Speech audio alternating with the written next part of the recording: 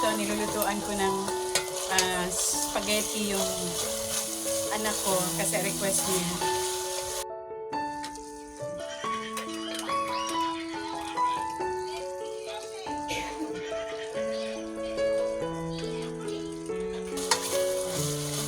Actually, boyfriend ng anak ko.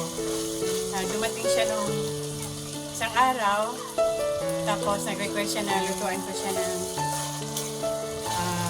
spaghetti, yun, carbonara. Una kong luto sa kanya is carbonara dahil paborito din niya yung carbonara.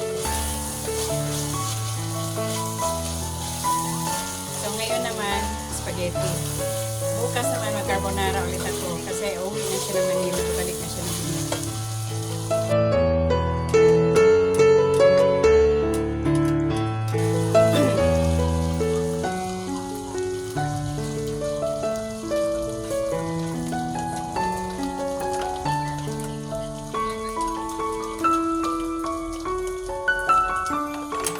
So halos every month siya. Last month, andito din siya. Umuwi siya.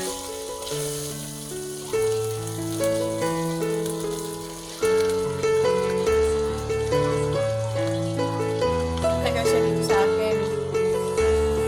Noong pandemic time, nagbakasyon siya dito. For 1 week lang yata yung dapat yung bakasyon niya. Pero naabutan siya ng lockdown. Kaya hindi na siya nakabalik ng Manila. Dito na lang siya nagtrabaho. Nagtuloy na yung trabaho niya. Mag 3 years siya dito sa akin.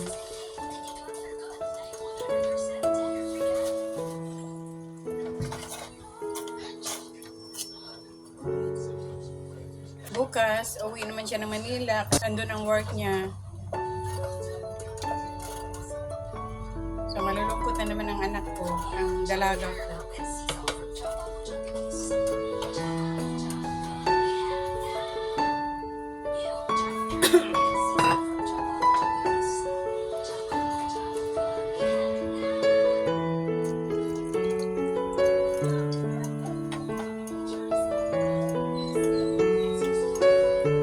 Hinahaluan ko ng konting Sprite. Ganun ako magluto ng spaghetti.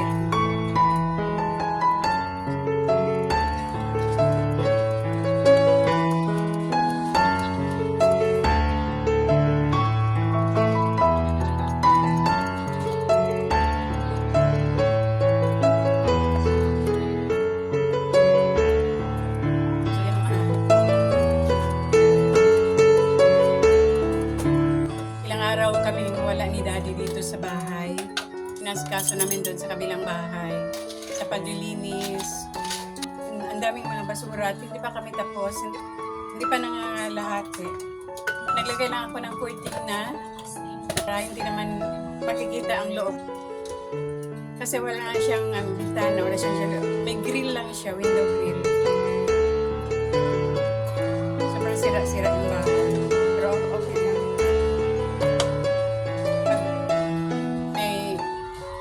May pera, di paayos namin dahan-dahan.